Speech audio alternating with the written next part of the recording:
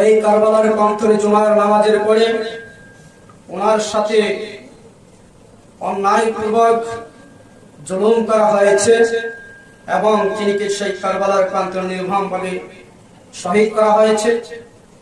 আজকের সেই পবিত্র জুমায় আমরা এখানে সবাই আসতে পেরেছি, বসতে পেরেছি, এই জন্য আবারও শুকরিয়া আদায় করব। আলহামদুলিল্লাহ। সবাই জবান করুন আল্লাহু আকবার। আর আওয়াজ বলি ইয়া রাসূলুল্লাহ। জবান করে বলি ইয়া ওয়ালিউল্লাহ। সবাই মহব্বত করি ইয়া হুসাইন রাদিয়াল্লাহু তাআলা আনহু শায়ালিল্লাহ। সুসম্মানিত হাজিরিন, লক্ষ কোটি দরুদ তার চেয়ে বেশি আমাদের পক্ষ থেকে আকে মাওলা হাজদারে মদিনা মাওলার মদির কলিজার টুকরা দয়াল নবী মায়ার নবীর খেদমত মুবারকে দরুদ আর সালাম কবুল করুন আল্লাহুম্মা আমিন। আমি আর ভূমিকা লম্বাই করব না, ডাইরেক্ট আলোচনার মধ্যে চলে যাচ্ছি। আমি কুরআন এবং হাদিস থেকে কিছু কথা বলবো, বরকত হিসাবে, রহমত হিসাবে যেন আল্লাহ পাক ইমাম হুসাইন এবং আমার পীর মুর্শিদের খাতিরে আল্লাহ পাক যেন আমাদের জেহেনকে বুলন্দ করে দেয়, জেহেনকে মুসলিম করে দেয়, আমাদের জেহেনকে করে দেয় যেন দিনের খেদমত করতে পারি সহিভাবে, সহি নিয়তে, মুসলমানের কল্যাণের উদ্দেশ্যে, দিনের কল্যাণের উদ্দেশ্যে। সবাই আল্লাহুম্মা আমিন। যারা হাজিরিন, পবিত্র কালামে মাজিদের অসংখ্য অগণিত আয়াত রয়েছে। 114 খানা সূরার 6666 খানা আয়াত থেকে আমি গুনাহগার 33 নম্বর সূরার 33 নম্বর আয়াত, সূরা আহজাবের 33 নম্বর আয়াতটি তেলাওয়াত করেছিলাম। কেন তেলাওয়াত করেছিলাম? কারণ এই আয়াতটা নাযিল হয়েছে একমাত্র আহলে বায়াতের উদ্দেশ্যে, শিক্ষা নিয়ে। সুবহানাল্লাহ। আল্লাহ পাক মালিক কুদ্দুস একমাত্র এই সূরাটুকুর এই আয়াতটুকু নাযিল করেছেন একমাত্র আমার নবীর ফ্যামিলিকে, ইমাম হাসান হুসাইন, আমার নবী হযরত মাওলা আলী কারামাল্লাহু ওয়াজহু, সাইয়্যিদাতুন নিসা মা ফাতেমা রাদিয়াল্লাহু তাআলা, এই পাঁচজনকে কেন্দ্র করে এই আয়াতটা নাযিল করা হয়েছে। চিৎকার দিয়ে সুবহানাল্লাহ। যারা হাজিরিন, আল্লাহ পাক রব্বুল আলামিন পবিত্র কালামে মাজিদের মধ্যে বলেন, আউযু বিল্লাহি মিনাশ শাইতানির রাজীম। বিসমিল্লাহির রাহমানির রাহিম।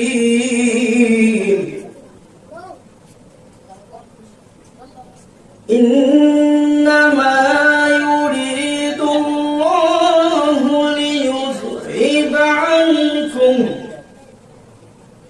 ليذهب عنكم الرجس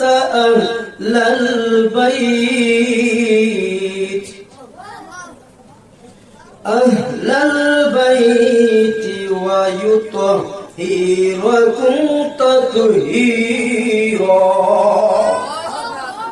আমার আল্লাহ তাআলা রাব্বুল আলামিন, আমার মাওলা এই আয়াতটা নাযিল কখন করলেন?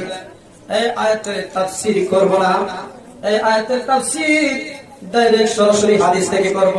একটু আওয়াজ করবেন আলহামদুলিল্লাহ। আমার বন্ধুরা, এই মাসটা হচ্ছে মুহররম মাস, যেই মাসে আল্লাহ পাক অসংখ্য অগণিত নিয়ামত দিয়েছেন, আবার আমার মালিক অসংখ্য অগণিত নিয়ামত কেড়ে নিয়েছেন। ঠিক কিনা বলেন? এর মধ্যে অন্যতম একটা নিয়ামত আমার মাওলা হুসাইন। যে হুসাইনের চেহারার দিকে তাকাইলে, যে হুসাইনের দিকে তাকাইলে আমার নবী দেখার স্বাদ পাওয়া যাইত। ও আমার বন্ধুরা, আমার নবী দু জাহানের বাদশা, কামলিওয়ালা মদিনাওয়ালা নবী, একদিন হাদিসটা হযরত আয়েশা সিদ্দিকা রাদিয়াল্লাহু তাআলা থেকে বর্ণিত। তিনি বলেন, আল্লাহর রাসূল সাল্লাল্লাহু আলাইহি সাল্লাম সকালে বের হলেন, তার পরনে ছিল কালো একটা নকশি দুরাকাটা একটা চাদর। সুবহানাল্লাহ বলি। আল্লাহ রাসূল কখন বের হলেন? সকালে। তিনি একটা কালো চাদর মোড়ানো অবস্থায় বের হলেন। আয়েশা সিদ্দিকা রাদিয়াল্লাহু তাআলা হুজরা থেকে তিনি উম্মে সালমা হুজরাতে গেলেন। সুবহানাল্লাহ। ওনার পরনে কি ছিল? একটা কালো চাদর ছিল।